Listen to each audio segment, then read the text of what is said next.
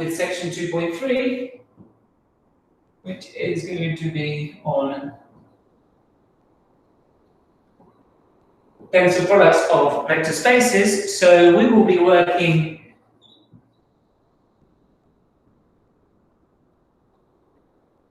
in the Hilbert space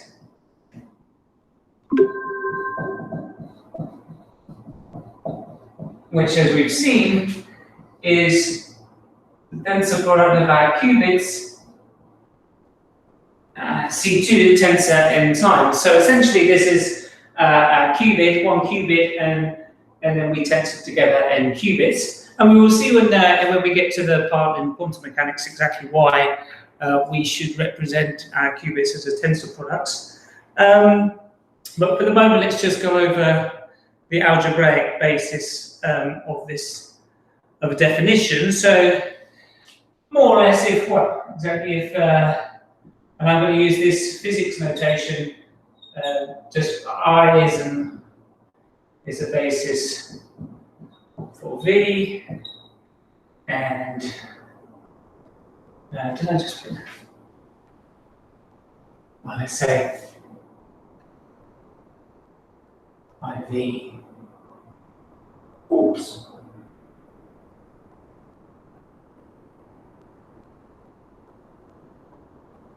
And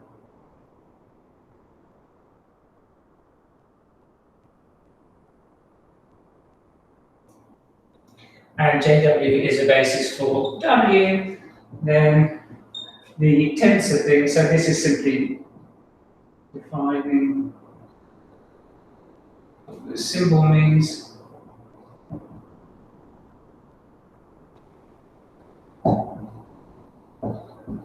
Basis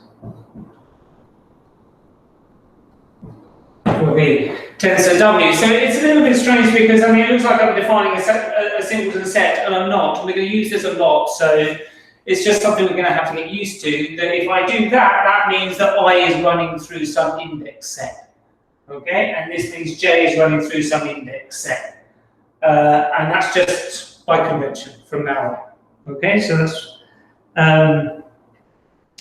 the way it is. How do endomorphisms work? So if A is an endomorphism, so that's a linear map from V to itself, and B is an endomorphism of W, then is an endomorphism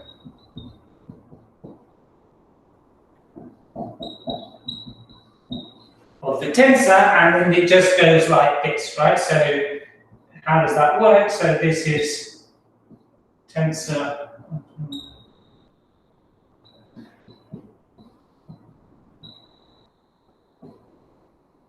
right, not exactly as you would expect. And everything is linear, and everything's linear. So everything's linear.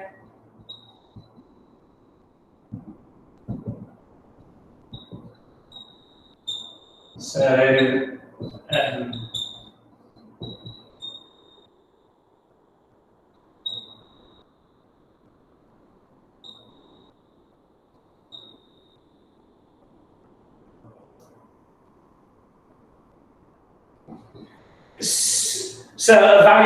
a vector in the tensor product of the space V of W would be some kind of like thing like this, some linear combination of little tensors. And if we want to apply this endomorphism A tensor B, then it simply gets passed inside.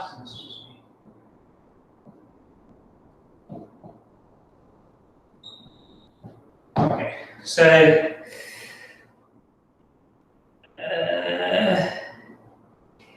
yeah, I'm fine. So yeah, so this I should have mentioned here. So this means, this implies that the dimension of this vector space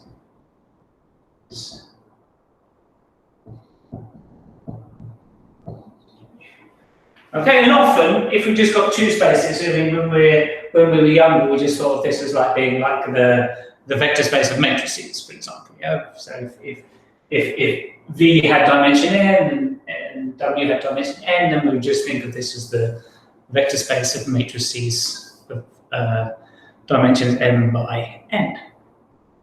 Okay, so that's a quick recap of. And so the important thing is this.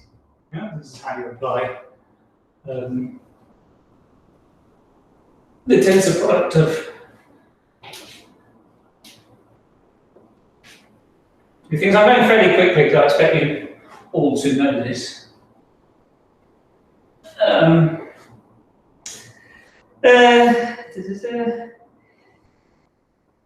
Yeah, so if AI, so AI and Bj are a basis for the endomorphisms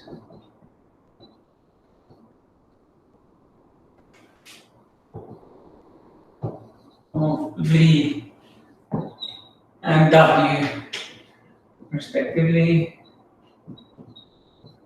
then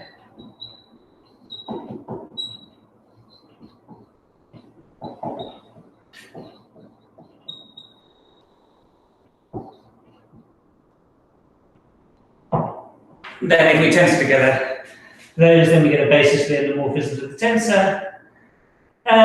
Yeah, so one thing was possibly not obvious. So how would we tensor together? So the inner product, the other thing which we'll be obsessed with, the inner product of, let's use Dirac notation, this thing. Let's say sum of AI, BI. Now I have to think a little bit when they wrote I and I here, but of course you can think of this as just, sorry, as this linear combination as just the sum of linear combination of various tensors, and then we just index them with one single index rather than have two. So that's absolutely fine. It's a general state. I'm not saying this I is running over any basis or anything. It's just this general element of the tensor product space is the linear combination of some, if you like, pure tensors. And we had phi equal to sum of Bj. Then, which way around did I do it? Yeah. The inner product here is going to be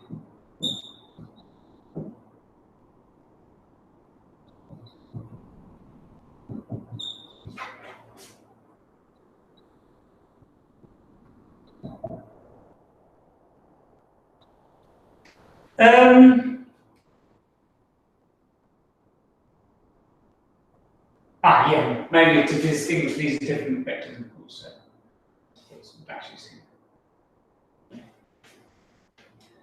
Okay, so that defines the inner product. Yeah, and we have the tensor product space follows the following rules. So we have that V1 plus V2 tensor W is V1 tensor W plus V2 tensor W, and the other way around, the V and all linearity things.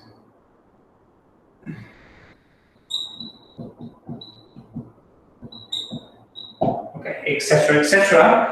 As you've well seen in your first year course of linear algebra. So what does it mean for us? Yeah, so more importantly for us, our tensor space. So as we see, for us, in our C2 to the end, we mainly use computation. We'll use the computational basis we call the computational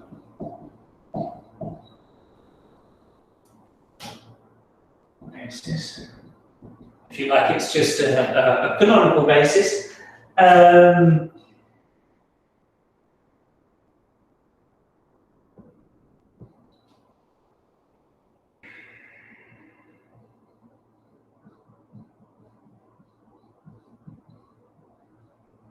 So where we write, so this would simply be I1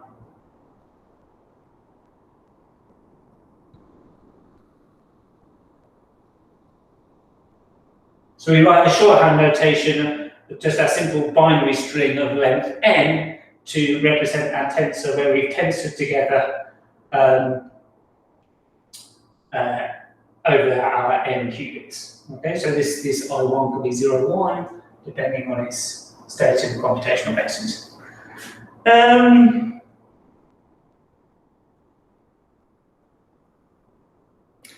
Now, of course,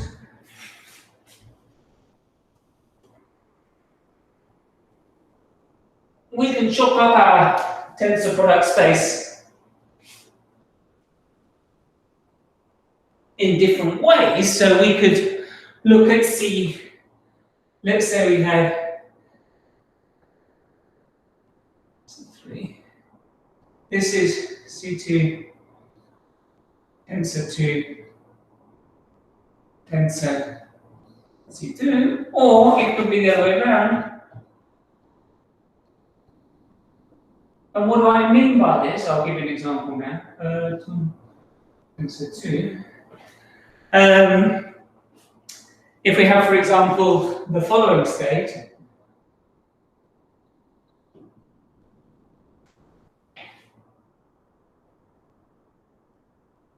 let me copy that.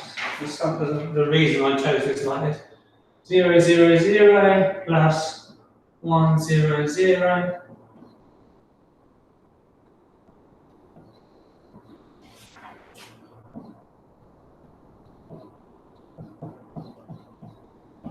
Okay, so here's a valid element of our tensor product space C2 tensor 3. Okay, so we represent we're using the basis here of binary strings of length 3. So this is really 0 tensor 0 tensor 0, and we can look at this as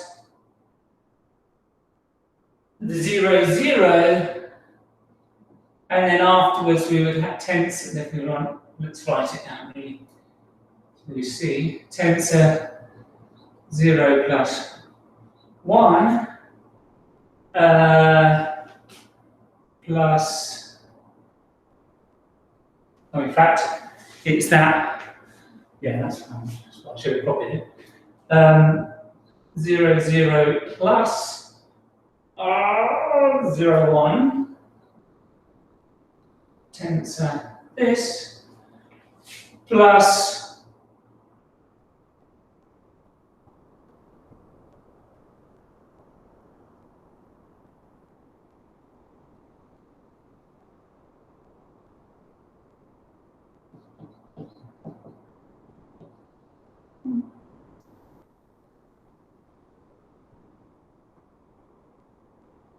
So sometimes it would be convenient for us to write it out like this. For example, if we were doing a measurement in the,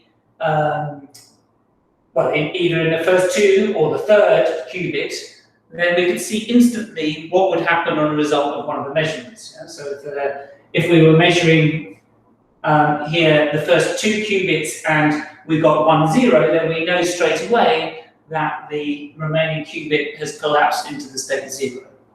Okay, so we might write it like that, and often we won't even bother to write in these things. You know, we will just write it like this. Okay, so this is what it can be here. We'll simply write it like this, or we could, of course, write it as 0 and then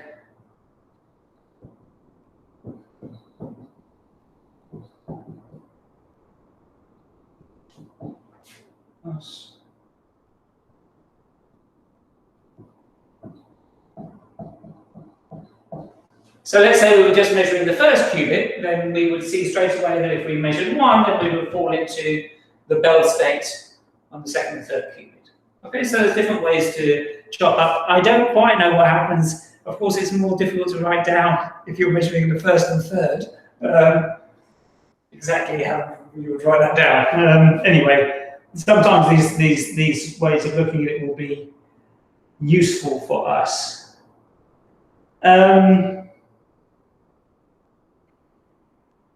Yeah, so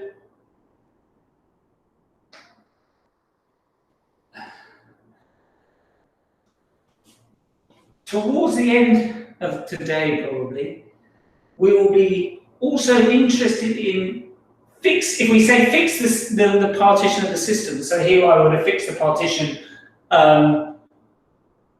first two and then third. What's the minimum number of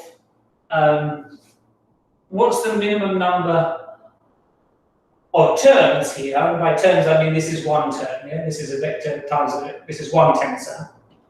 What's the minimum number of tensors I can work this out? Yeah, so here I've done it in 3. Maybe you can do less. Maybe you can.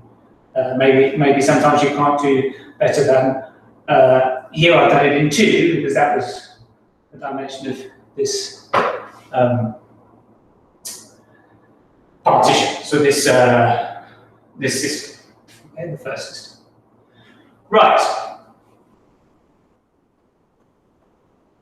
So one final word on tensor spaces, which I think we just need to just clarify, possibly because some of you will use it when you're doing the exercises.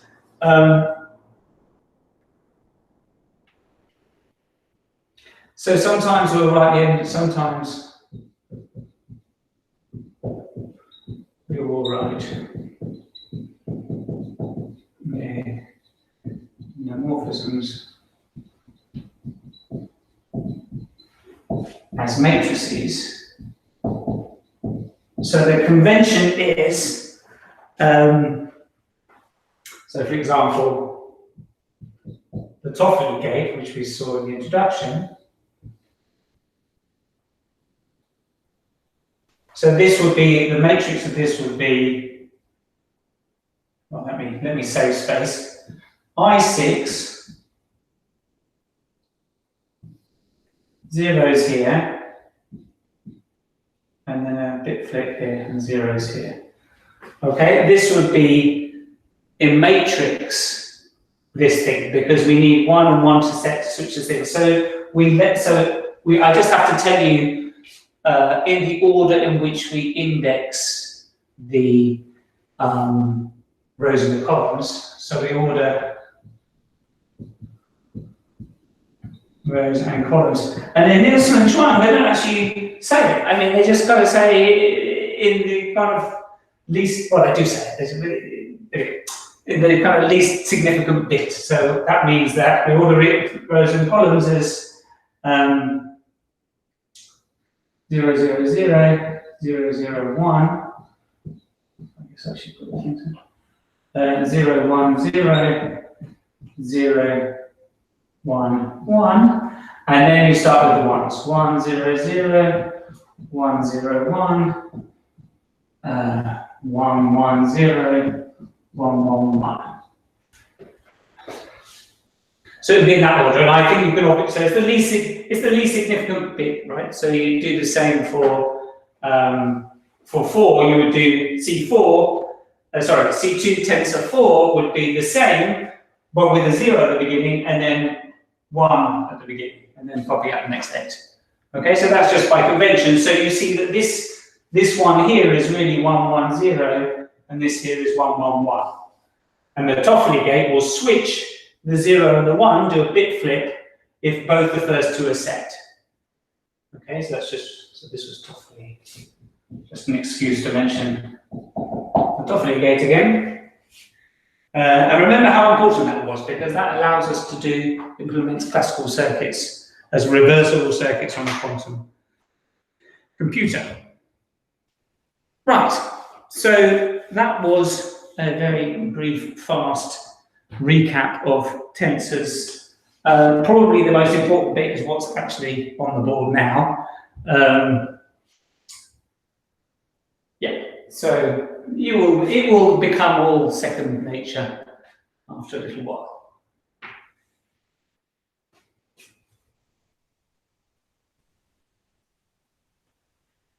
Now, another thing that will be very familiar, but which I'm going to go over, is the trace.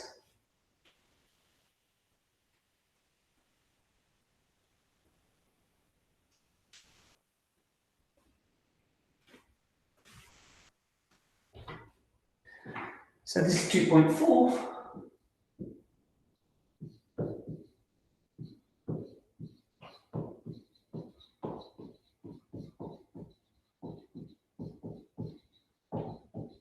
Okay, so we've all seen the trace of a matrix. It's just sum up the elements on the diagonal. Of course, that is exactly how we're going to define it. So that A, B, an endomorphism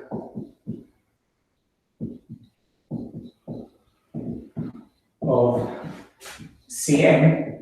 Now it looks like I've missed out the 2 and the tensor, but of course the 2 and the tensor is just a very specific example of a complex vector space. So I'm just doing the general case here, the more general case. So in our case, of the Hilbert space, this will be a 2-2 here. Okay, so and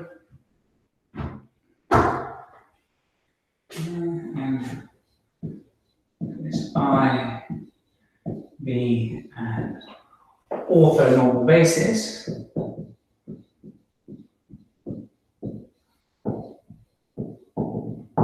The trace.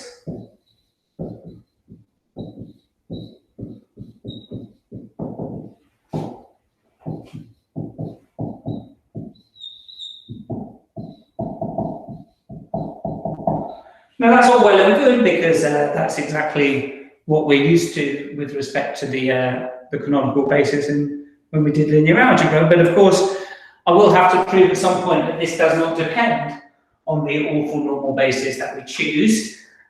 Before I do that, I'm going to show a couple of properties of the trace, which I'm sure you remember. So if I do the trace of the product, this means that this is going to be down. And here we use this lovely little thing we saw last time. When we have an orthonormal basis, then we have the completeness relation. And that was that the sum, so orthonormal basis, we have that the sum of I is the identity element. That's what we proved before. So if I can now put this as the sum over I and j, I, A, and then here I stick the identity. Obviously, I've stuck it in there and then moved the sum. Use jump to line. This is the identity map in here. And now, of course, these are just 2 numbers, so they can switch place. And you really see the joy of this notation. It's just lovely to work with. It really is. And now I'll just switch the order of the sums here and move the sum back in, and I get the sum over j. Oops. That is the only thing, though. Almost. Okay. So we end up with a trace BF.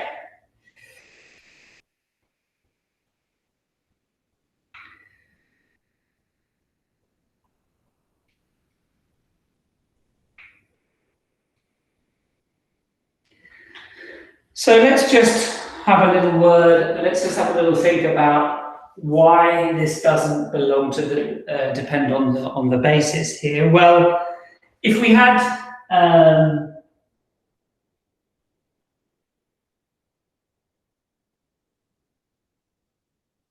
two bases for the same space. So if I said like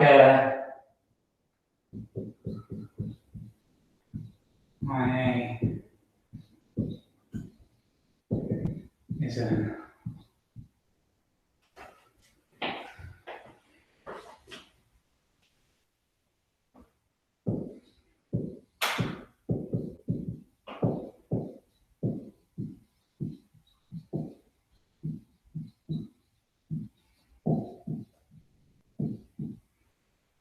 so I suppose there's orthonormal basis for that space.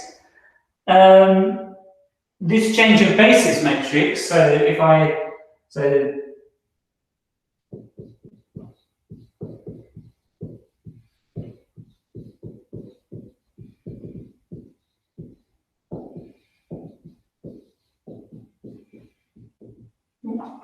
Uij would say, so AI would be Uij, so the sum of the JB. So that's just the change of basis matrix, and then this matrix, of course, is unitary if these two bases are orthonormal, and then I'm going to use it here to prove that the trace doesn't matter which one of these two orthonormal bases I use.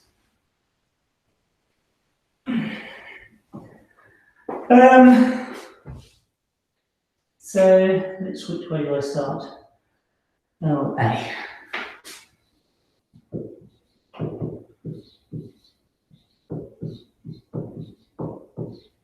Now I've got to do this twice today, so I'm going to do it first time without slowly, so I don't make a mistake. This LA, that's just the name of this basis. So we can use the change of basis matrix to say that's the sum of U, L, let's say K, of KB. Okay? So now I'm running over the Ks. You see, it's just, I'm doing this partly just so we get our heads around this notation. I mean, the way the first time I saw it, I thought that is awful. And I hope you are too, because it is kind of like, but it gets to the stage where if you try and use a kind of more conventional mathematical notation, it really falls down. This really helps you later on. Okay, in fact, we will see that today. So bear with me. Okay, so this LA then becomes the sum over K U L K bar. What's the L? Sorry. What are the L's? What are the L's? We used I and J for the, wait, maybe I wrote it wrong. Is that IA and IB or how? Where here? What are the L's? It's another letter within the I's, yeah? I mean, it's just another one of these bases, yeah? So this is... Oh, okay. It's another element of basis A, okay. But I mean, okay, that's a very good question, Adrian. So what I'm thinking of is I'm thinking it going from 1 to n. Okay. Yeah, and L is a number. It goes from 1 to n. So the basis is 1A, 2A, 3A up to n. Ah, okay. Yeah. Okay, and it looks horrendous, but it works. Honestly, it really helps later. Okay, so this is the standard. But thank you for So this L and this I. Yeah, so I, L are living in 1 to n. They are actual numbers. So this base. What I mean by this is 1A. Is a basis. In the same way that we use 0, 1, I mean, when we're looking at a Hilbert space, we use 0 and 1 for C2.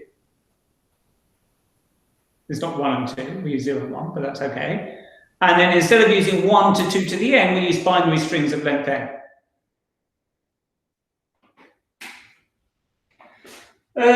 So this is ULK, KB.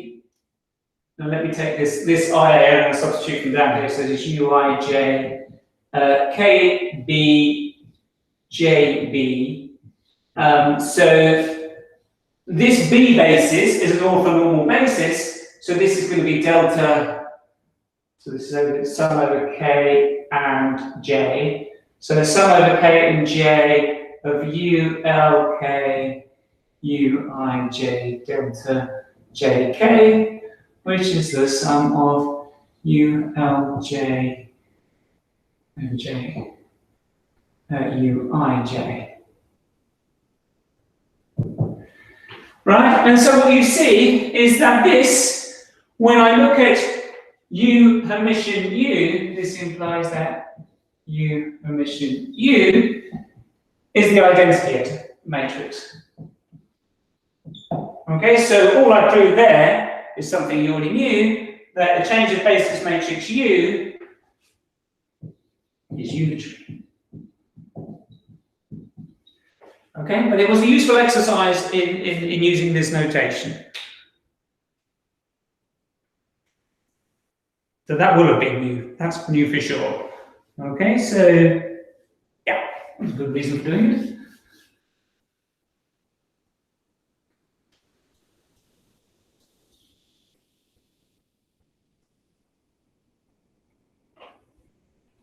I mean, it does make things look twice as complicated as they really are. But anyway, so recall that the trace of AB is the trace of BA, that we've proved. So now we can prove, of course, that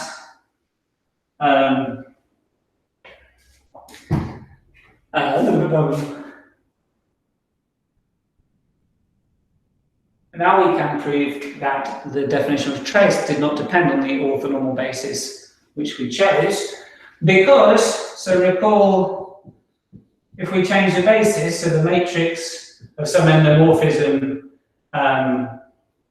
with respect to a basis B is, well, I use matrix A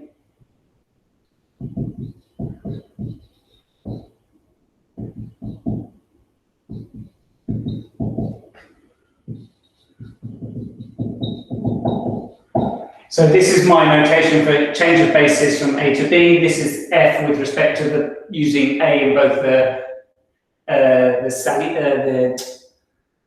I don't know if you, I never taught this in English. In the espacio de salida y espacio de llegada, y aquí también. So in the initial space and the target space. So how would this be? Well, the change of basis matrix from A to B was, have I done this later around? This is, maybe I did it the wrong way around. No. So this is from B to A. So this is U. Okay, so this is U.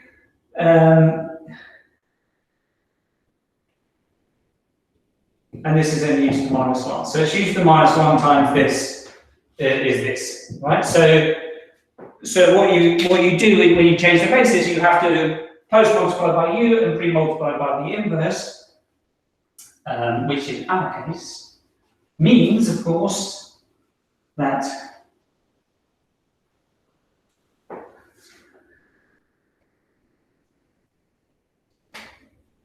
the trace of u to the minus 1 a u is trace of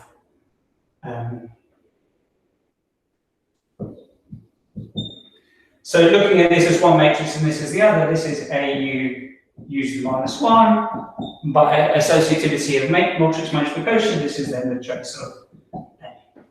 So definition does not depend on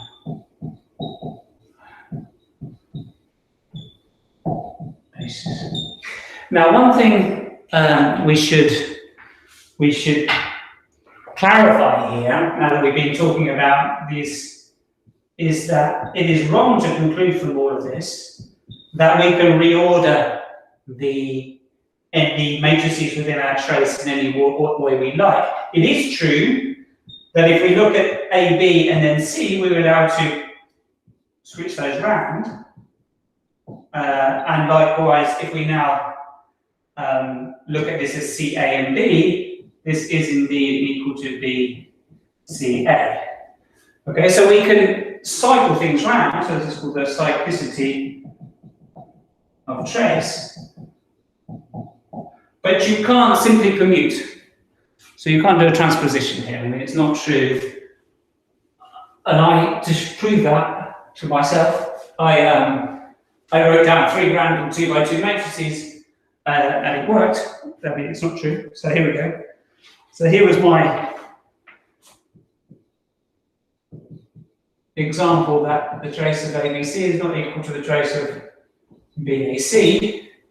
And if you can check this yourself, for example, I checked it with this, this, and this.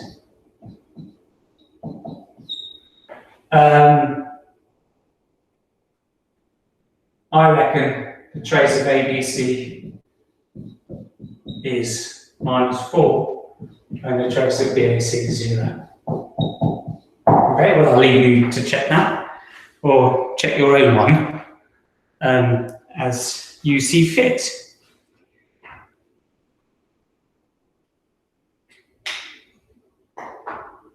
Now, I don't want to go quite define it yet, but I might mention it now.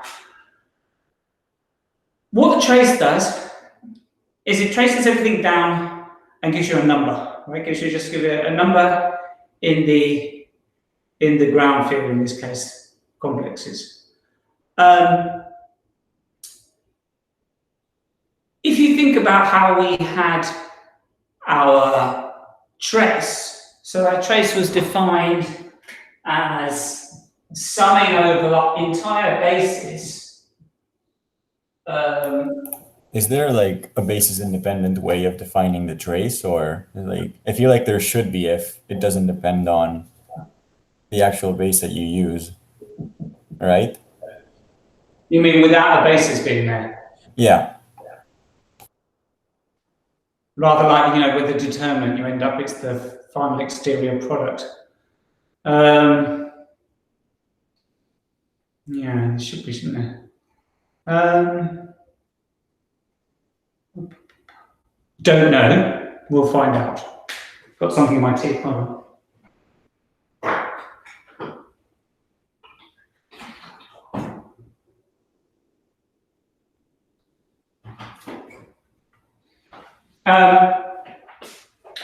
So you can imagine that instead of here instead of summing over the entire basis, you sum over a little bit of the basis. Now, normally, of course, that wouldn't make much sense, but in our case, each one of our tensor spaces corresponds to a physical object, corresponds to a qubit.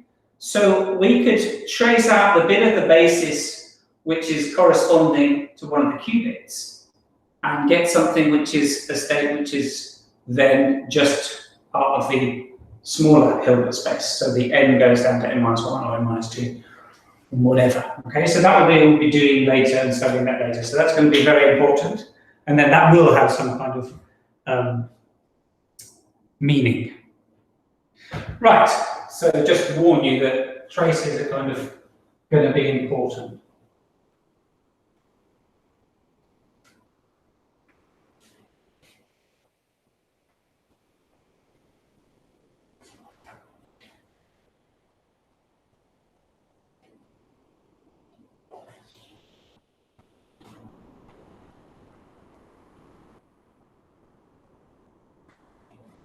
You got me thinking now. Anyway, I must focus on the job in hand. Something else which you probably might have seen in your first year linear algebra, but maybe not.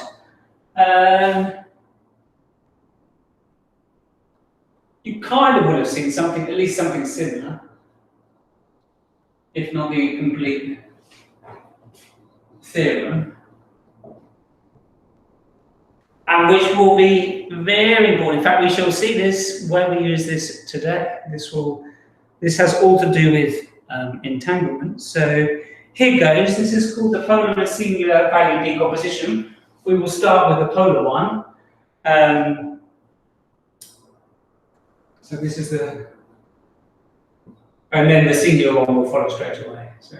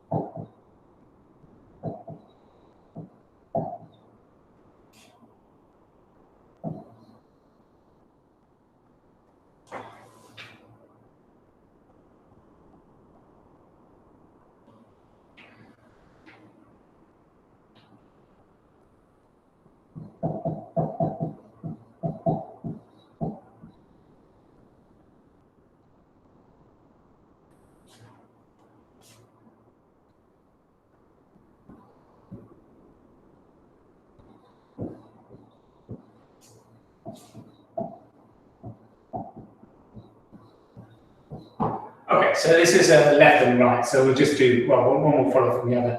So we're going to prove that you can write any endomorphism, so think of this as an n by n matrix, as a unitary matrix times a matrix which corresponds to a positive populating. So, seems innocent enough, but turns out to be extremely useful. Yes. This is unique, this J, and we shall prove. Moreover,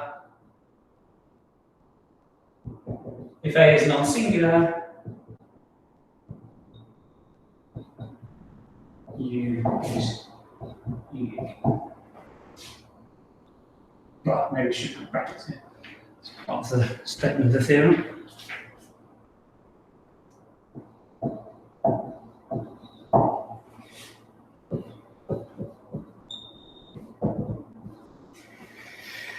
Right, yeah. So,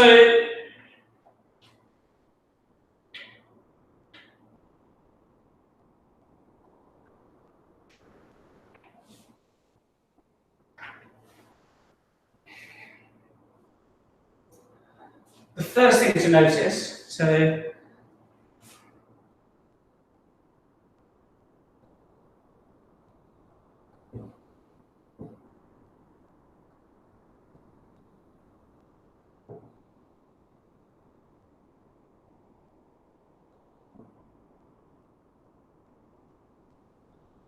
now recall, was it Asian? I think it was Asian, maybe it was Edgar. So how does this go if I want to take it over this side? I have to omission it. So this is, where recall this is then, this is the ket brod. Yeah? So the column vector then put rho and conjugated. And this is then simply the inner product between a vector with itself, which is always a positive real number. Okay? This is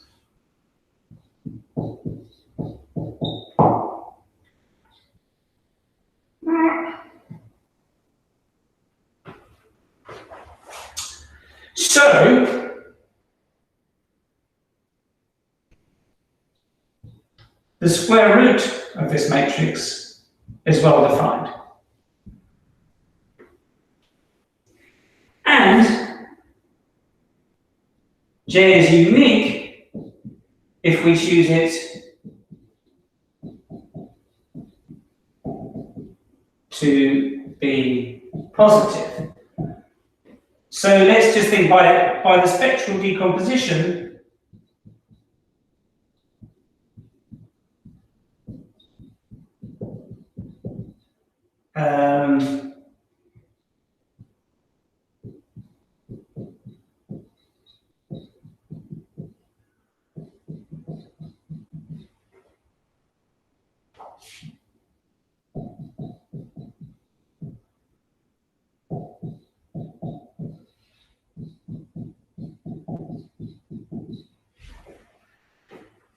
So by the spectral composition, there is this lambda I such that this product A Hermitian A is equal to the sum of this, where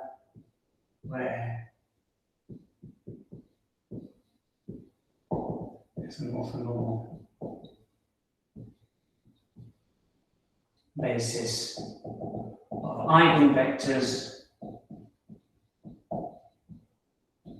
of A Hermitian A, and then once you define J like this, they're also eigenvectors of J.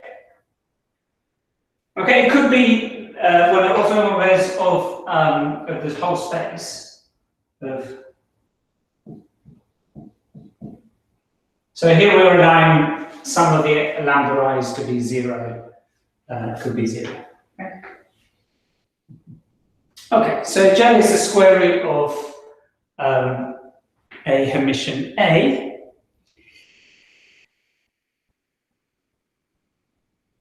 And yeah, so where these lambda i's are chosen, and the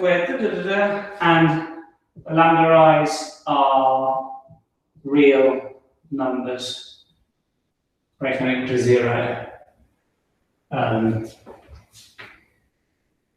Yeah, and maybe this plus should have been, well, I mean, it's greater than or equal to 0 because it could be 0 if of course A psi is 0. Okay, so by spectral decomposition, since this is positive, we know that it's got positive real eigenvalues. So we can write those as lambda I squared, and that gives us the eigenvalues for J. They then become the eigenvalues for J.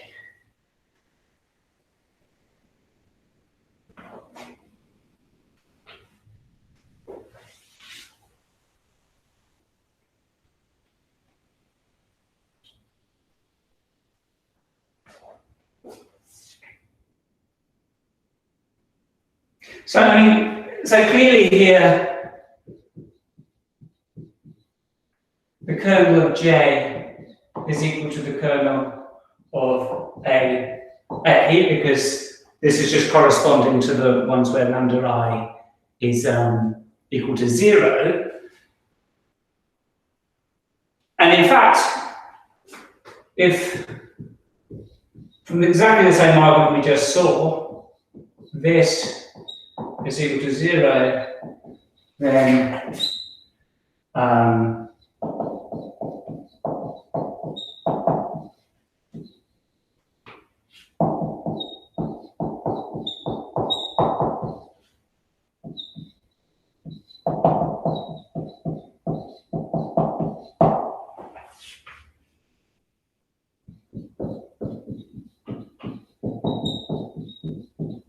all of that just to show that the kernel of A is equal to the kernel of J, which we will need in a minute. In Nielsen and Chung, they don't seem to prove that, so maybe that's absolutely obvious, and I just didn't see that it was absolutely obvious. But so now we want to prove that we can find. So this will be the J we're looking for, and now we just need to find the U.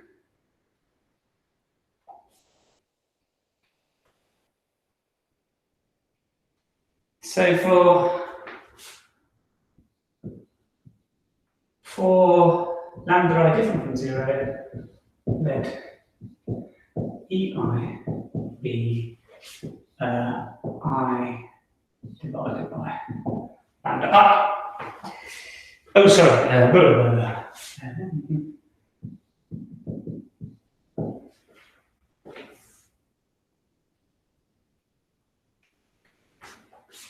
Now I want to prove, sorry, let's put this in as a cat.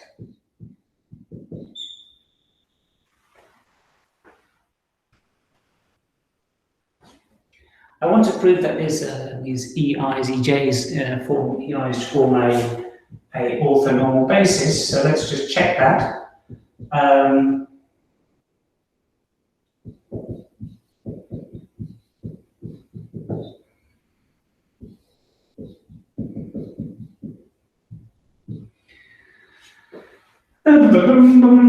So what's this?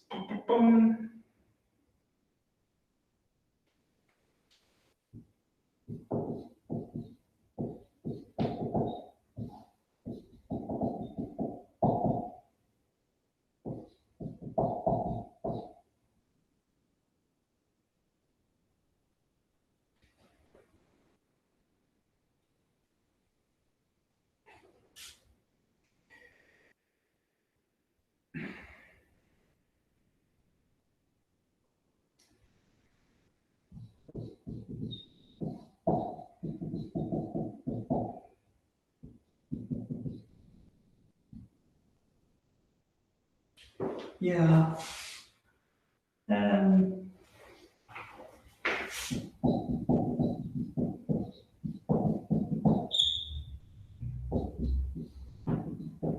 Okay, so that's a very quick proof just to check that this EI is our orthonormal basis.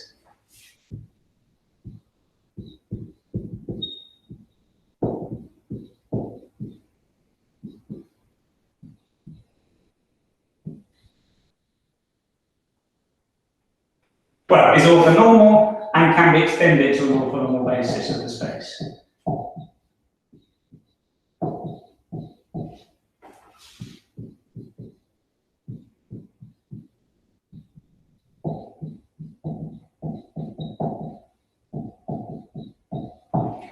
Okay, so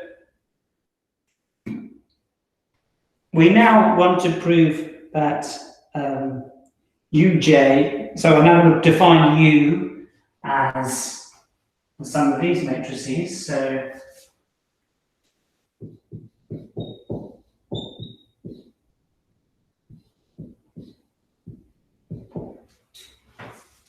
sorry.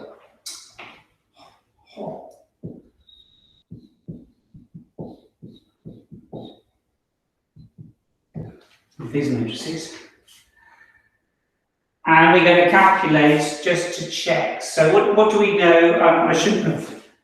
We know that J, so let's just recall J is the sum. So now we have everything on the board, I think, to be able to prove that UJ and A have the same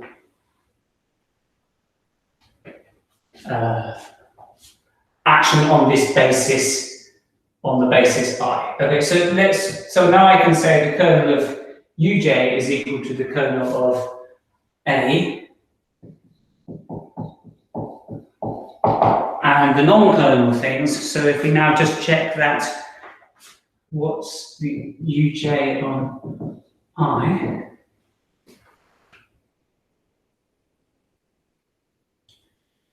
Well, that's U on the sum, well, lambda with J. I is an eigenvector of J with value lambda I, so that's lambda I. And then when it comes over this sum, this will just give us lambda I EI.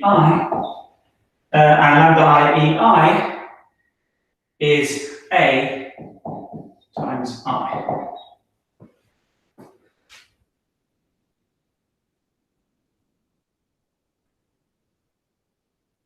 Is it the fact that the kernels are the same, like you're affirming, like you're saying this is true, and then like the next line is something else, or is the second line a proof for the first? Sorry, and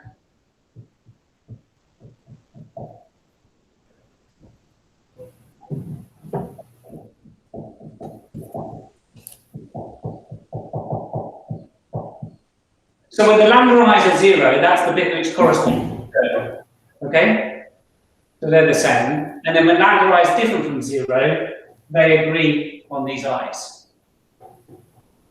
Okay?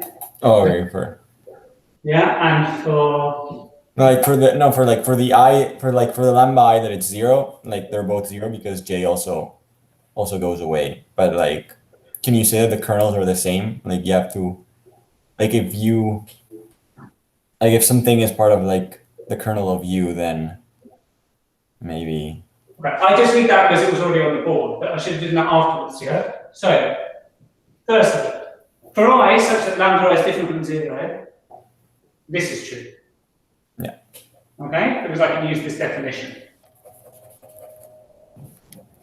Okay, and for I such that lambda I is equal to 0, UJI is equal to AI is equal to 0. Since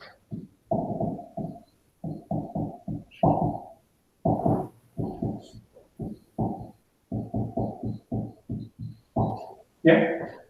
Because we already proved that the kernel of J is equal to the kernel of A, and just putting in a non-singular matrix here doesn't change the kernel. Okay?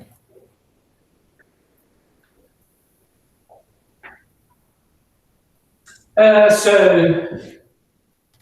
uj is equal to A since they agree on a basis.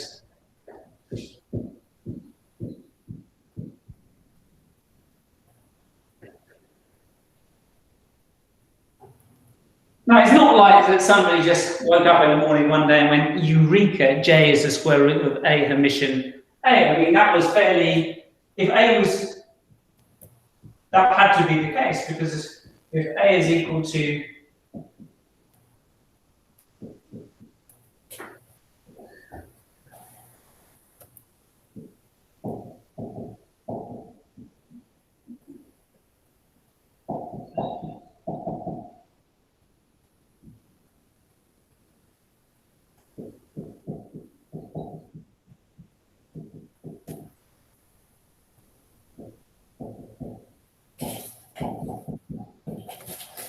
if A is equal to Uj, where U is unitary and J is positive, and therefore Hermitian, A Hermitian A is J squared.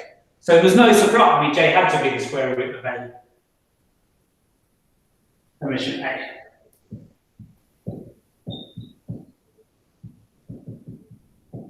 And choosing positive real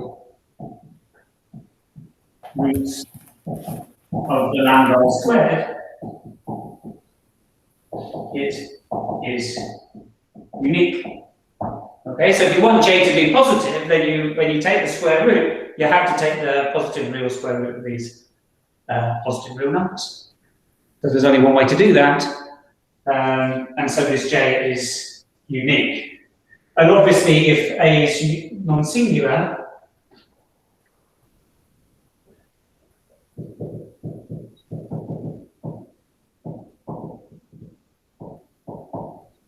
then U equal to J, A to the minus 1 is also unique. Okay, so that was the moreover bit. So that's given us the left polar decomposition. To get the right,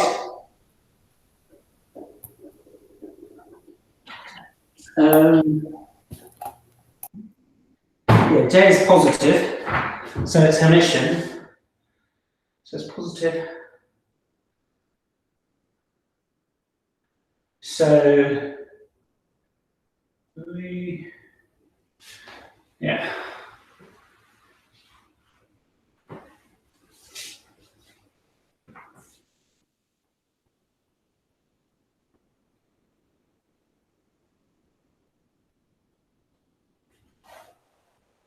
Oh, I see.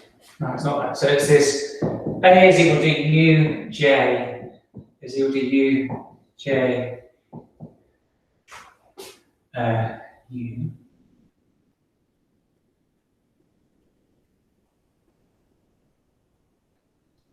So there it was. I copied that down wrong. It was, I said JU, I wrote down UJKU, and then I thought, oh, that's probably not right. I might have said the same one. It is the same one. So it's the same U. Sorry, so it should have been the same U. Can you change that? So change V to U in statement of theorem.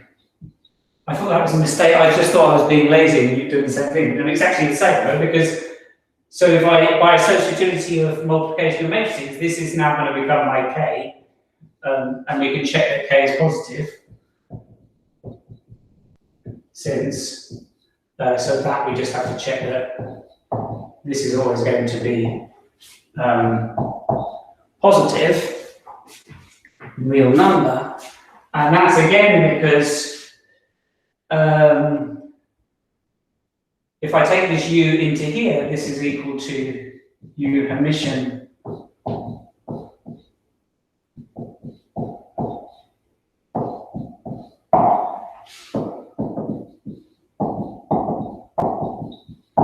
Okay, so K is positive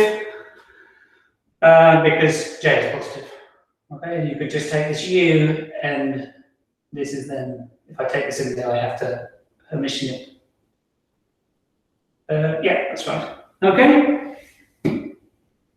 If we apply the result to a Hermitian, like we could also keep the J, like by flipping it and then flipping it again, like to get A back. Like we apply this result, like the uj to a Hermitian, and then we take the Hermitians of both sides. Like, can you also do it that way? Like you apply the one result to a Hermitian, and then you Hermitian both sides of the equation. And then like on the right side, so like when you take the Hermitian, they flip order. But A is not Hermitian. No, but okay. Oh yeah, okay. I thought it was. No, wait, no, it doesn't have to be. Like you apply the result to a Hermitian. No, it's any old It's like you apply the result to a Hermitian, and then you take the Hermitian of both sides. Ah.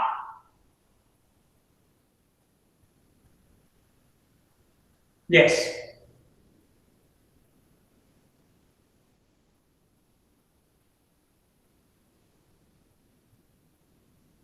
But then you wouldn't know it was the same U. No, it's not the same U, but it's the same J. Apply the equivalent to Hermitian. All I know is that there's some U and some J, right? Yeah.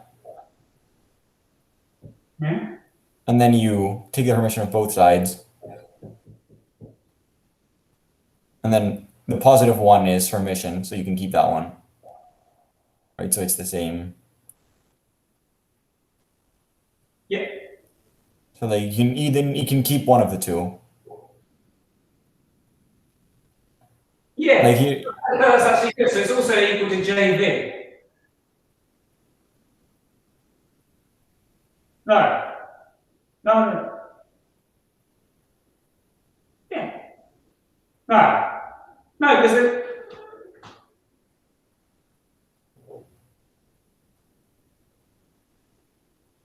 it's true that you can apply it to A and get that it's the left, and now we know that this is positive, and this is unitary. So, yeah, so you get the result, but how do you know it's the same one? I don't quite see why I know it's no, like it's it's the same T. Like you can like the Yeah, but this is not equal to A Hermitian, so we don't know. Anyway, it doesn't matter. Here we've got the same U. I mean, yeah, possibly something. But the easiest statement I had before, yes, followed straight away.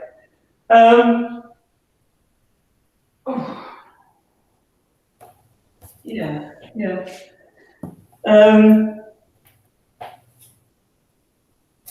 So we did that. So finally, to finish this section.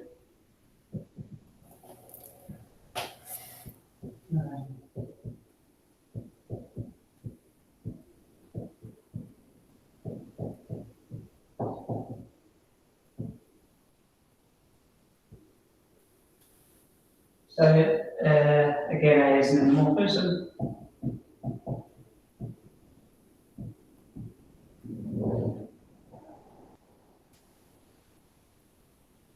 Actually, yeah, I mean, I don't know we're using anywhere there's endomorphism. It could just be a linear map, couldn't it? Actually, thinking about it, we don't actually use, but then we have to be a bit more careful because they're on different spaces, and we won't use linear map. So let's just keep that.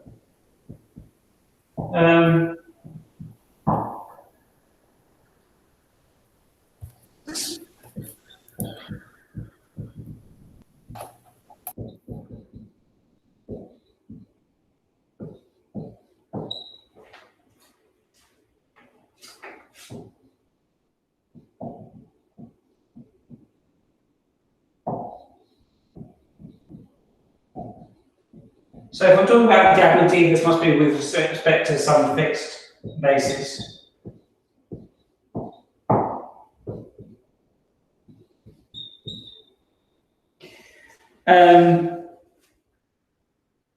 We proved that A is equal to U prime J for some unitary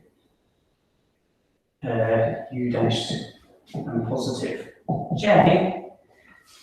J is equal to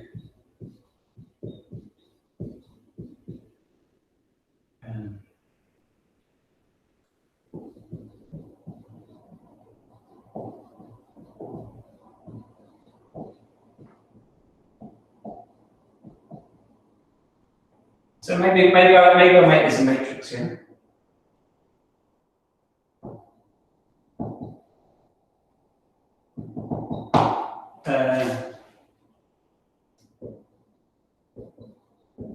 Otherwise, it doesn't make sense. Yeah, so otherwise, so there's unitary matrices U and V and a diagonal D such that this is true. Well, we saw this in the singular value decomposition. Now we know that J is positive, so it's generalizable, where V is some bispectral decom.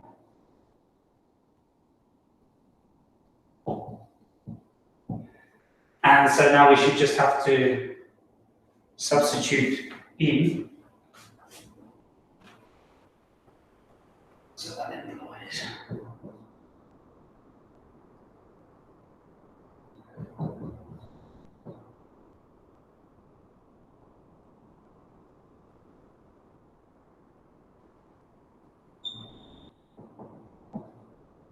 So the product of two unitary matrices is unitary. So here, this is unitary. And we have successfully proved the singular value decomposition theorem. Okay, so as you see there, if we actually want to do it, we had to diagonalize J, right? So not only here, but also to find the singular value decomposition here. Okay, so it's quite a tortuous process. You actually have to do it. And unfortunately, given the exercises, as you will see, somebody will have to do it, but maybe you can do it without actually diagonalizing. We'll come to that when we start talking about the exercises. Okay, so is that clear?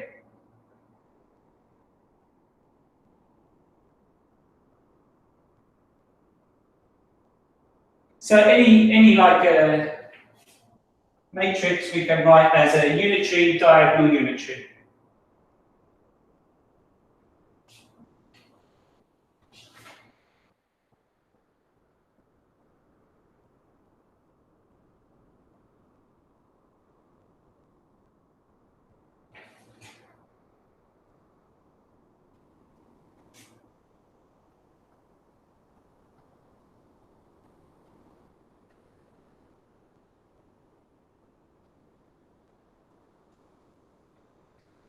Right.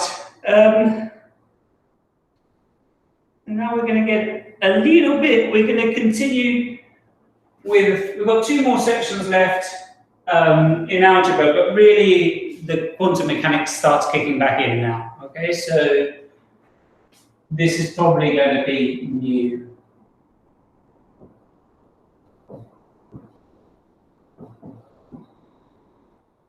And in fact, if you look at the new Swing Chuan, then the quantum mechanics and the linear algebra are all kind of mixed up in the same chapter. I tried to separate them a little bit. So we've seen, so let's just record, we've seen that state is given by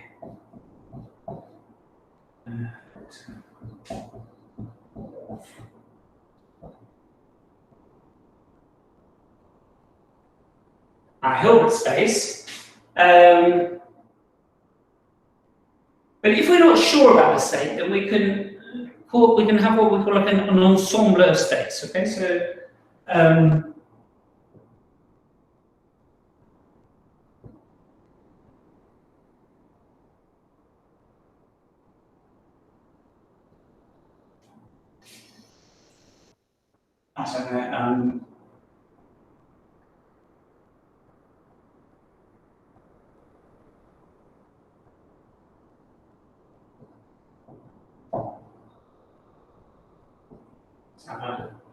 let's go for the glory example, like emitting from a star, or probably more importantly, or maybe,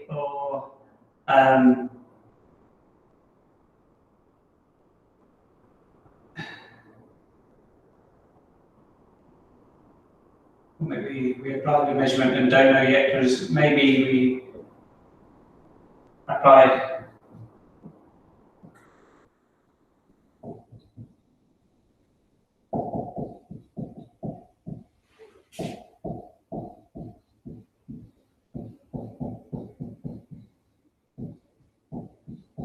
Okay, now that's not going to make much sense to you at the moment, but I'm writing it back there now, because when you come back and look over this in a few weeks' time, you will understand that statement, I hope. Okay, so maybe we apply a measurement and we're unaware of the result.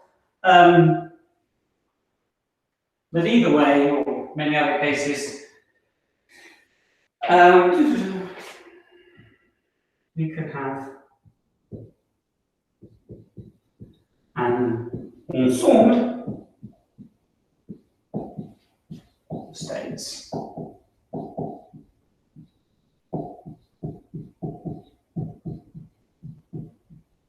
Where this Pj is the probability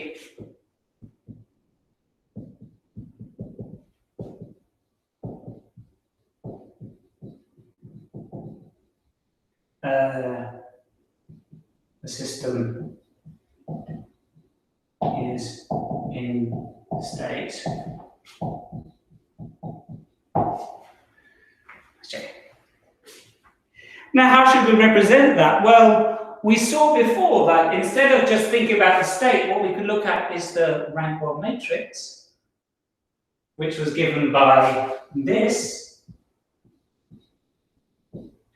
And now what we can do is like, oh, okay, we could represent this as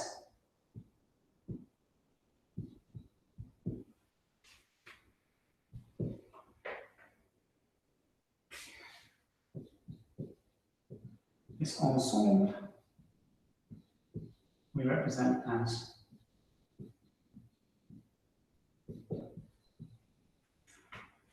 now.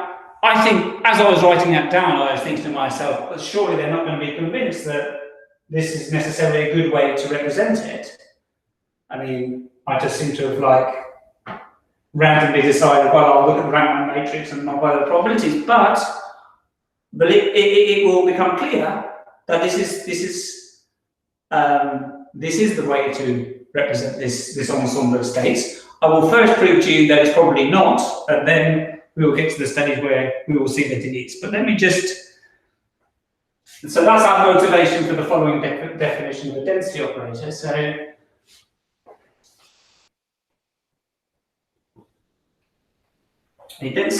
what do you see here? What you see is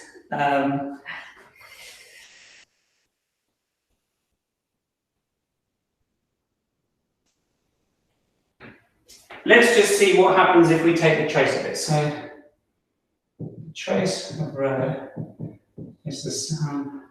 Now the trace is linear, so we can pass it inside the trace here. Now what's the trace of this matrix?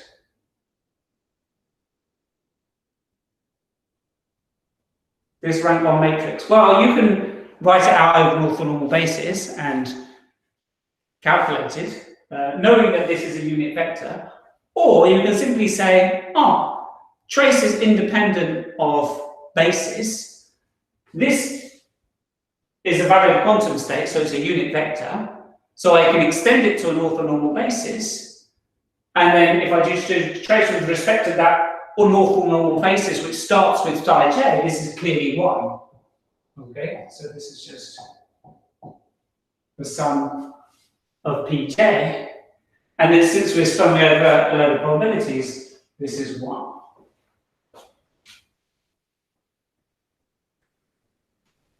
Okay, and if you want, you can also check that this is writing out over any other basis that this is always 1, but it would be a waste of time since we already worked hard to prove that the trace was base independent. So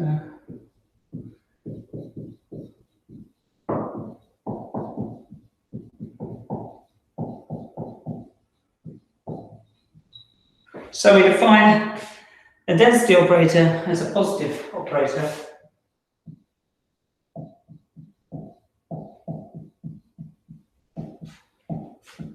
Of trace.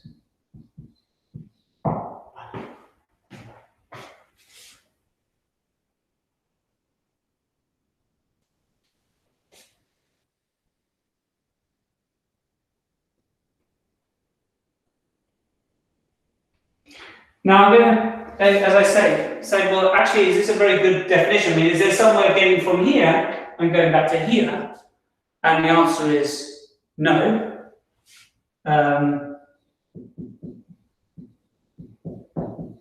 So here's the example of two ensembles with same density operator.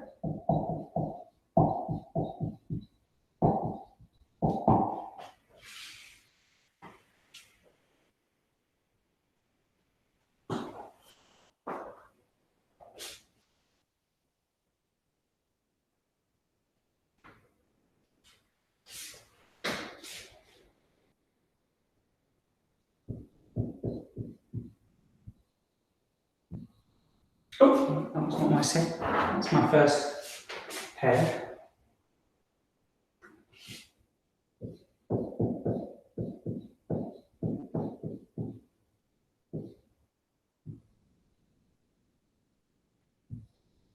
So I'm trying to be very exaggerated between my rows and my peaks. Please stop me if it's not absolutely obvious. I mean, usually by context it will be obvious, and I'm loath to use a different letter because everybody uses rho for density operator, and it's kind of conventional to use p for probability. So I'm hoping that this little looks almost like a little fish. There's nothing like my peaks. Right, so this would be then P0 times P1.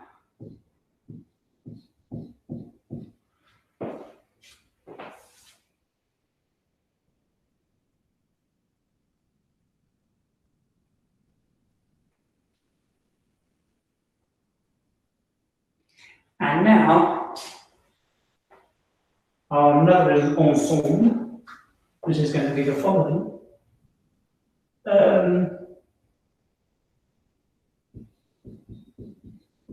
Familiar looking states. Oh, no. Wrong. My peanuts.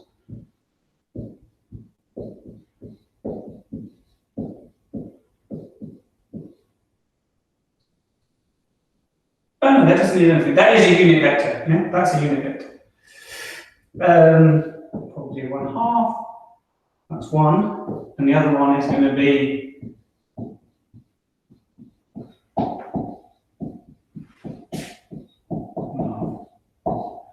right. Let's calculate the density operator associated with this ensemble of quantum states. So here, rho would be so I was P0 1. So that's 1/2.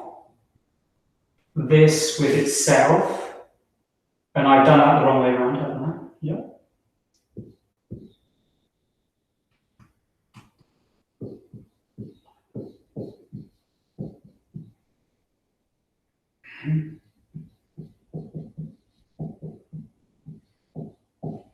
Okay, that's the first term, yeah, so that's the corresponds to this one.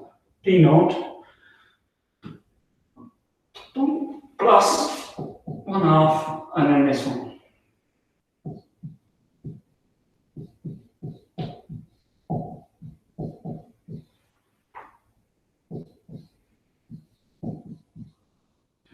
Oh my God!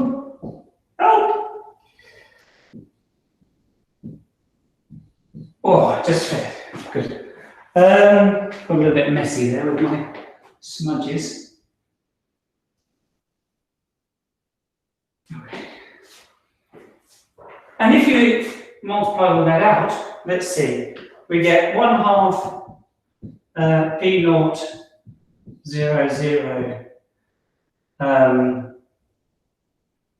plus P1.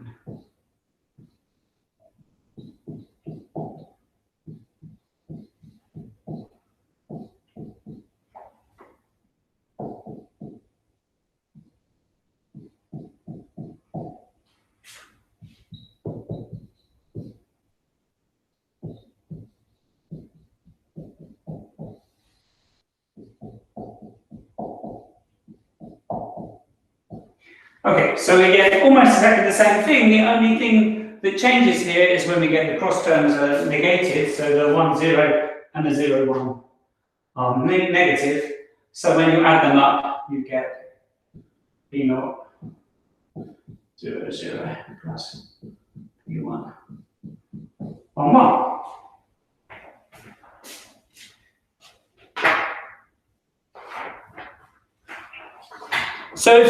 So what I'm saying here, if someone just gives you this density operator, you have no idea if what they're referring to is this. I mean, your initial impression will be, oh, he's talking about, well, probability P naught, it's in state 0, and probability P1 it's in state 1. Could easily just be probability half in this state and probability half in this state. So why use this notation? Why use this way to describe a minimal set of, for a set of an ensemble of quantum states? Well, it will transpire that all the information we can take out of a quantum system is in the density operator. Okay, so we never can know what an ensemble is. We can do measurements and we can take information out, but this will capture all the information that we can hope to gather. Okay, so that's that we will see later. Right, so this is the right way to look at things.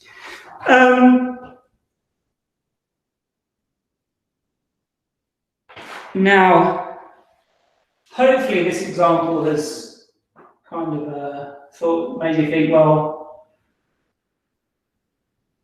what's going on here? Why has this got the same density operator as this one? And there is a reason. So let's look at that now. And then after that, we still have Schmidt decomposition, which I might not get to today, but that's okay. We can finish that on Thursday, if not. No worries.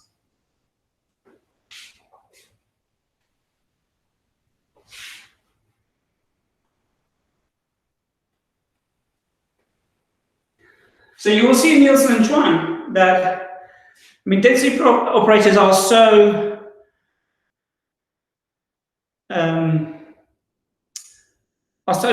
the way that they think about the quantum system, the quantum state, that they sometimes even say state when they mean density operator. Okay, so for us, the state will always be the vector in the Hilbert space, and the density operator will be the density operator. But almost never would think about a simple state. Yeah? They will always think, even if it is just a pure state, they will always think of the density operator this. Yeah, it's a pure state with probability 1, it's that. Okay, this will be the density operator. Okay, so let's say that. Yeah, so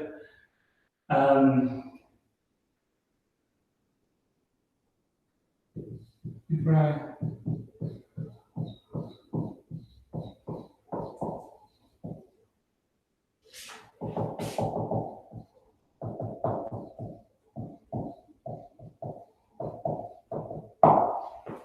Which kind of like goes against our definition of what a state was, but this is the nomenclature. Okay, so we just have to get used to it. Okay, so this is a pure state.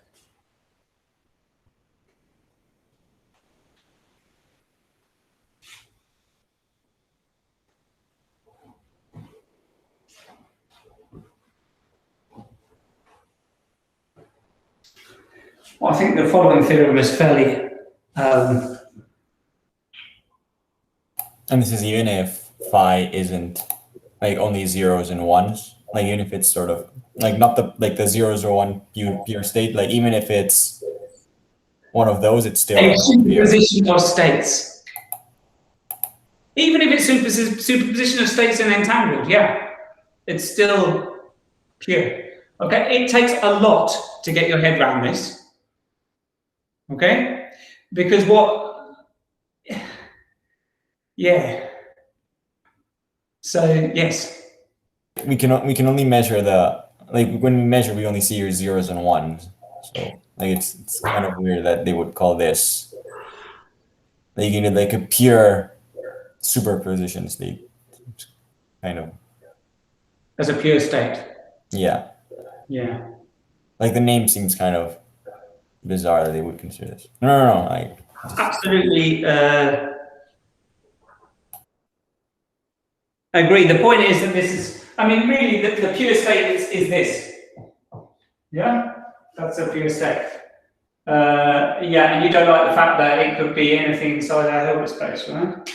Right, like if you write that out as sort of the combination between like 0 and 1 states, Yeah. it's not pure anymore. Like anything is like that. Like anything is one vector of. But no, it's not. That's the point. Yeah? Not everything is, because now we can have ensemble of quantum states. What's the difference between an ensemble and like just adding up the? This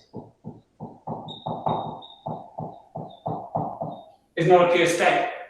This cannot be written as. Okay.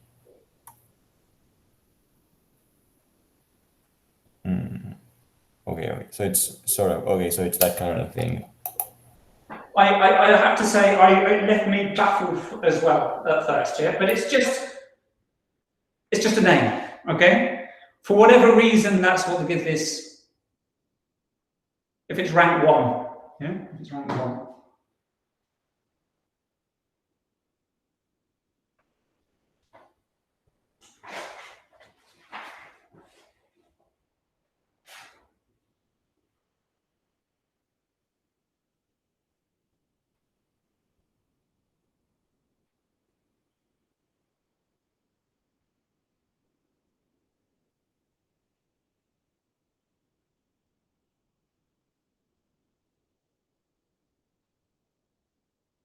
Yeah, somehow you don't really want to have like a maximum entangled state should not somehow be a pure state, but it is.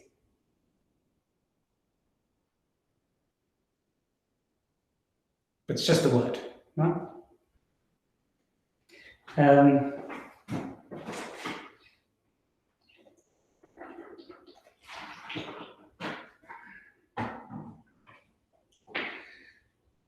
So what relates to ensembles?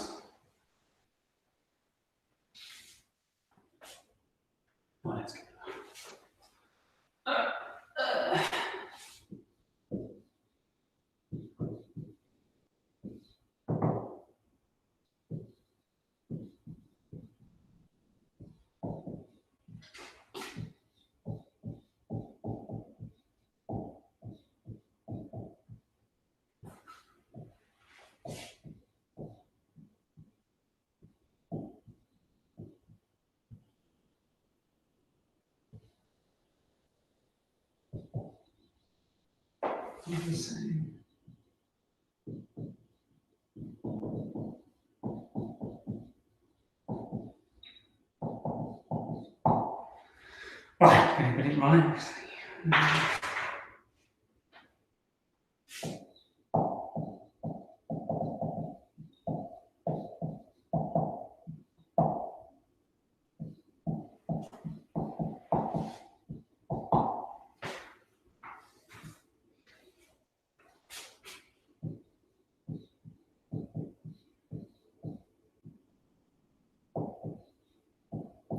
Here I've used I's and J's, so maybe I should use I's and J's here.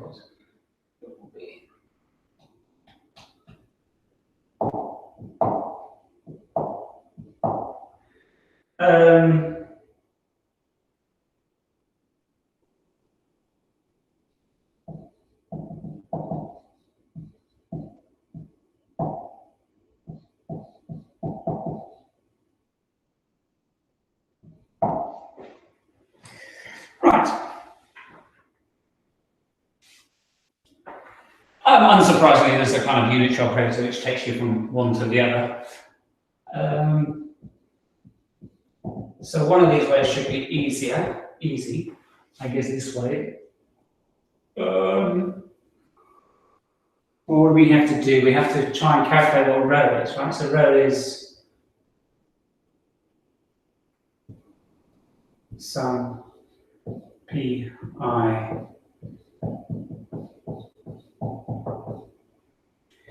And now, obviously, I'm just going to split this into the square root. These are positive numbers.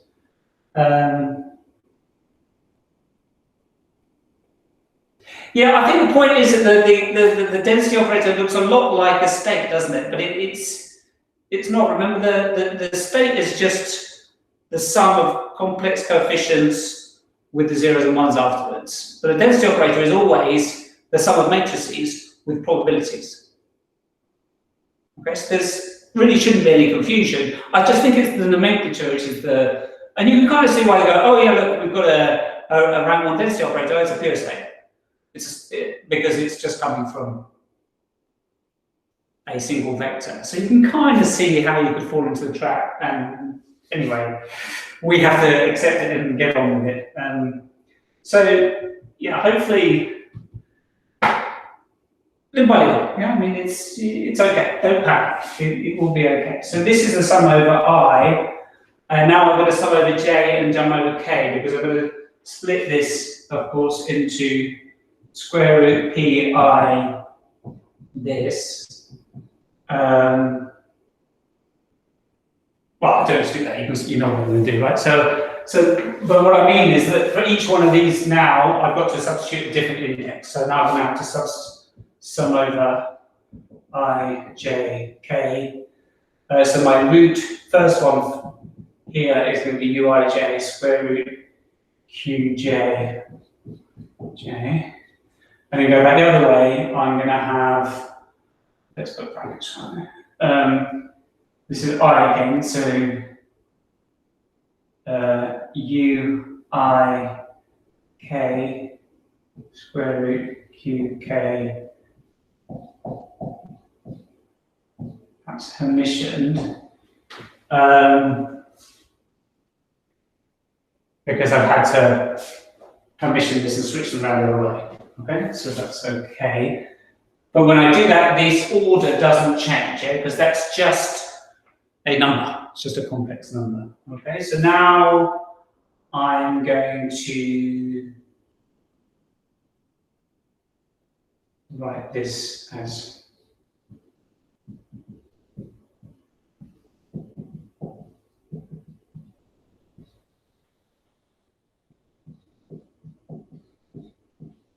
that's just the same. But now you see I've got, when I sum over, this is matrix multiplication when I sum over the I. So let me write this as j, k, I. And now when I sum this over the I, this is a unitary, but a unitary, so this is going to be delta jk. Okay, so this is, what let me just write? This is delta jk. So this is then the sum qj.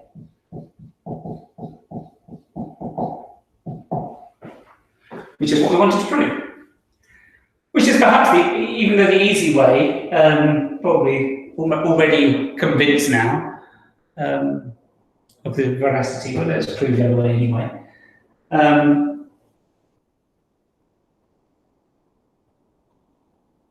Yeah, this is delta resistance.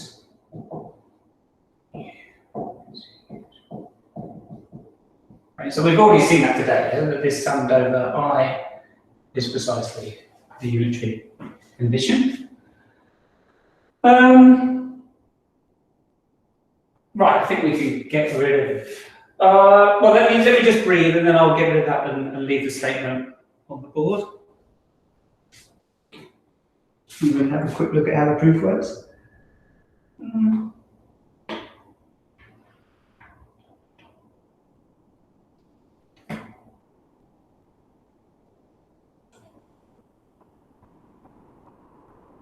Okay.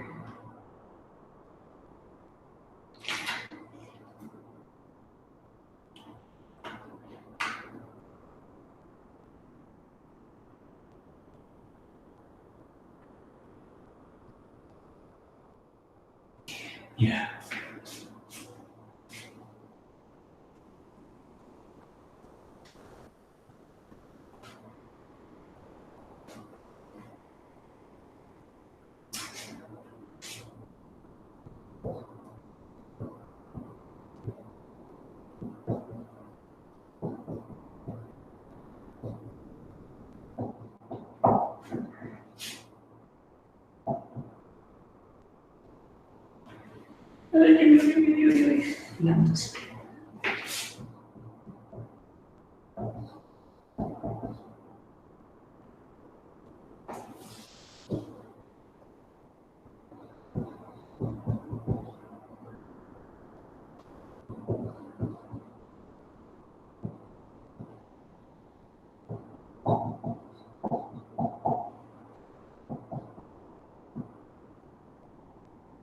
Okay, so R is a this row is a positive operator.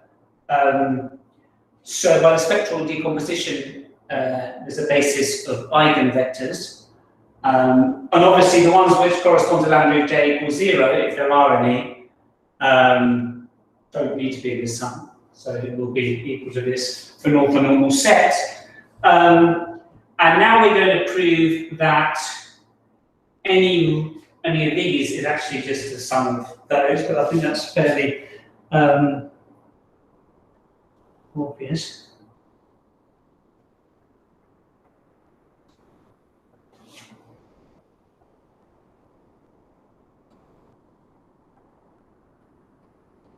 Okay, so if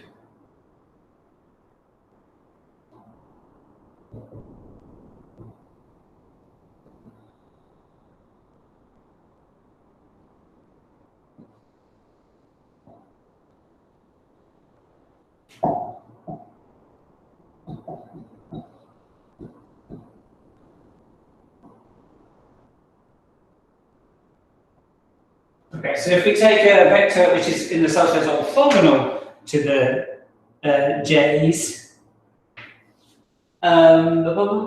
then obviously when we look at this, substituting in there, it's orthogonal to the j, so it's 0. But with respect to the ensemble, it's the sum of pi.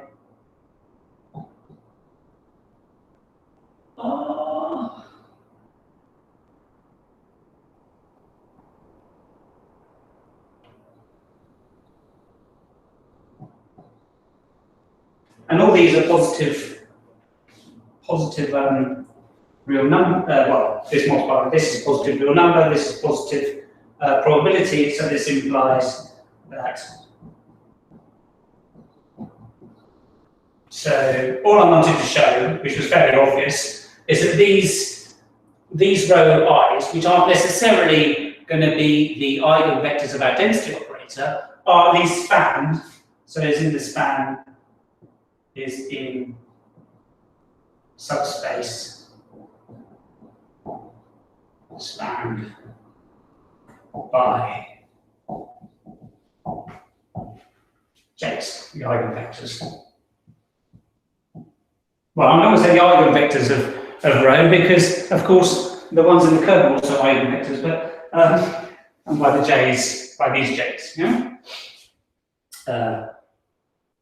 By this orthogonal set here. Wait, can you, like, what's the sentence? If phi is an vector is subspace, or like, I don't get the sentence. Oh, okay. Right. Is a vector is. Oh. So all I'm trying to show here is if I take a vector, which is in, I want to show that these ones here, these psi j's, are in the subspace spanned by these j's here, which isn't instantly obvious, but it's fairly obvious because, I mean, this row by definition is equal to the sum of pi. Oh, I don't have enough spoon.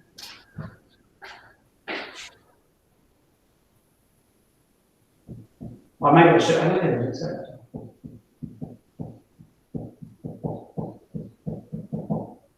Okay, so I take the density operator for this ensemble. Right.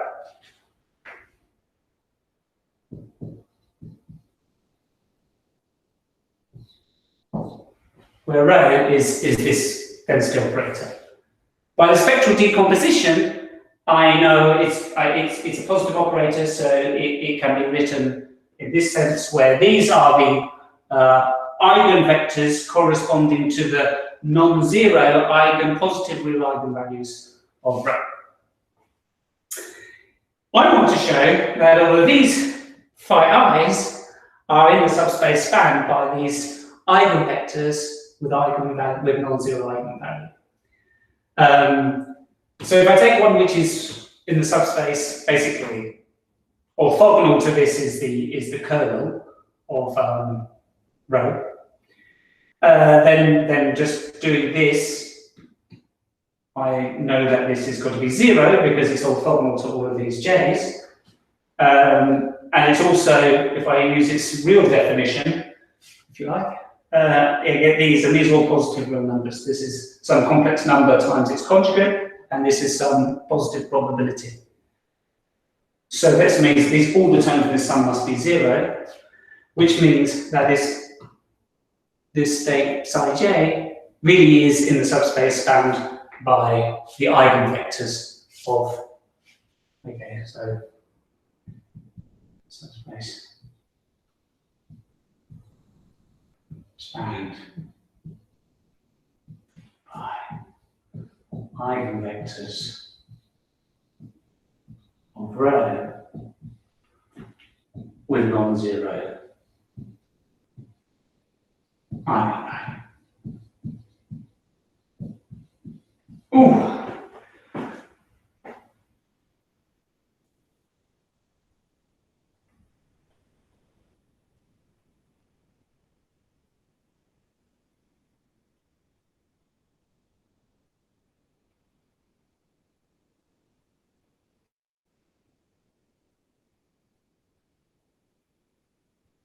So,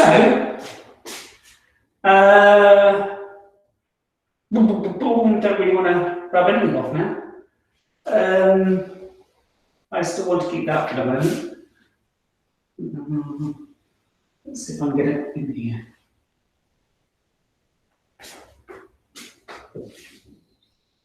So, square root of pi psi I is the sum over Cij's j's, and just to make things a little bit easier, I'm going to put a lambda j and the whole square root of lambda j maybe. Square root of lambda j.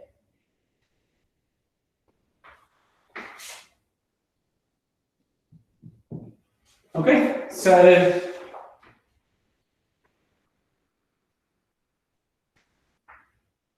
and now we're almost there. So rho is the sum of lambda j. No, I'm going to go a little bit, sorry. Is pi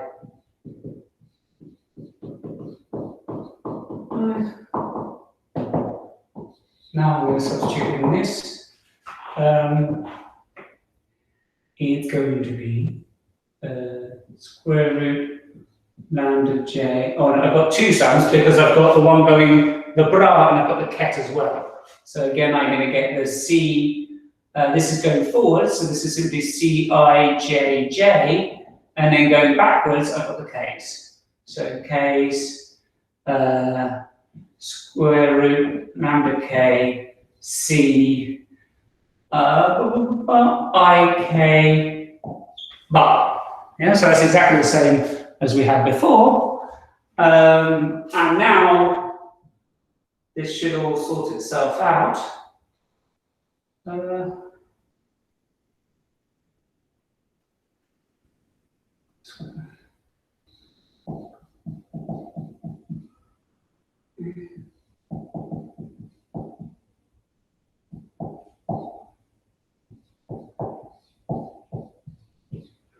we know that that is equal to the sum of lambda j. Now this is an orthonormal, now this is an equality here.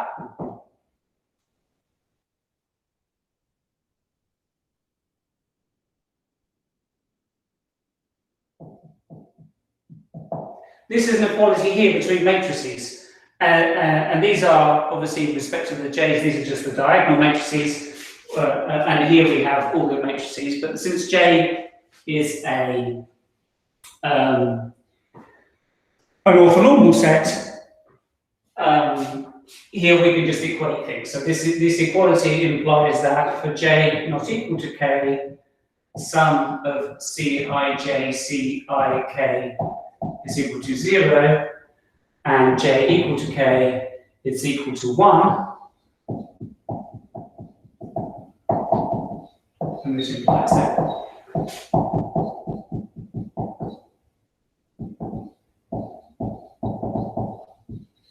This C is unitary.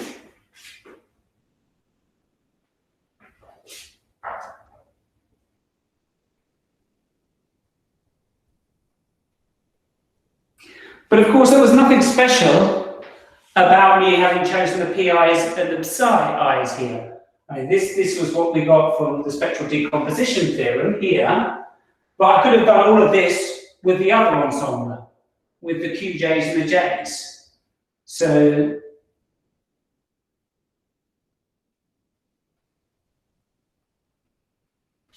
repeating the same.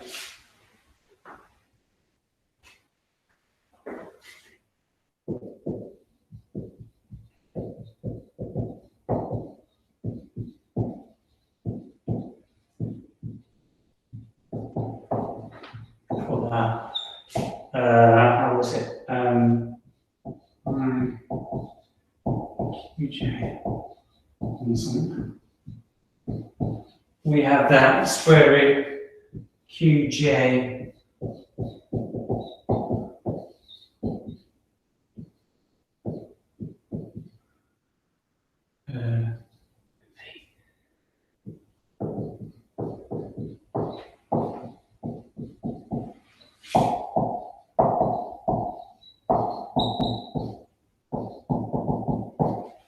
so that's exactly the same argument.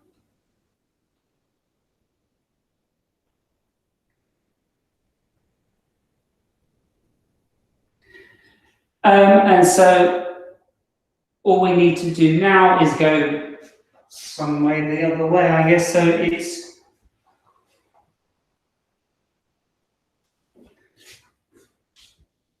it's the inverse of the C. So what relates the P's and the Q's then is the V and here the inverse C. So U is equals C inverse V is the unitary map.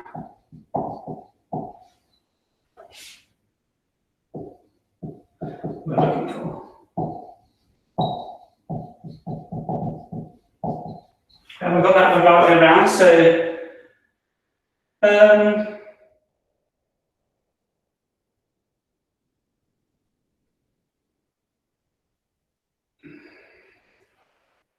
which way around was it in the thing? So we wanted to go from the psi's to the, sorry, the phi's to the psi's. So we wanted to put it here. So we want to put V bounds aquí, which takes us to the J's and then apply the 6. So I think it's that way. Which I think I got it wrong in my notes, which makes me a little bit worried that usually in my notes I'm cleverer than I am when I'm, oh, goodness me, is that the time? Anyway, so that's. Wait, but if here we used, and we only used that the i's and like the j's were a spectral decomposition of the density, like we have just directly used the other. I don't know, because we don't know if it's orthonormal or how did it. Yeah. Oh, okay, that's okay. Yeah, you've got to go through the orthonormal set because then you know it's all nicely. Hmm. Yeah. If you said you should be able to go from it directly, right? Like,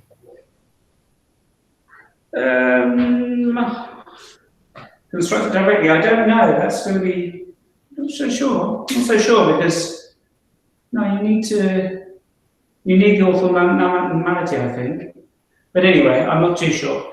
Let me just use the last couple of minutes then, just to say. So let's work it out. I'll stop the thing. So on Thursday we're going to. On Thursday we can continue a little bit with some more theory. Yeah? So I'll finish off the section on linear algebra, and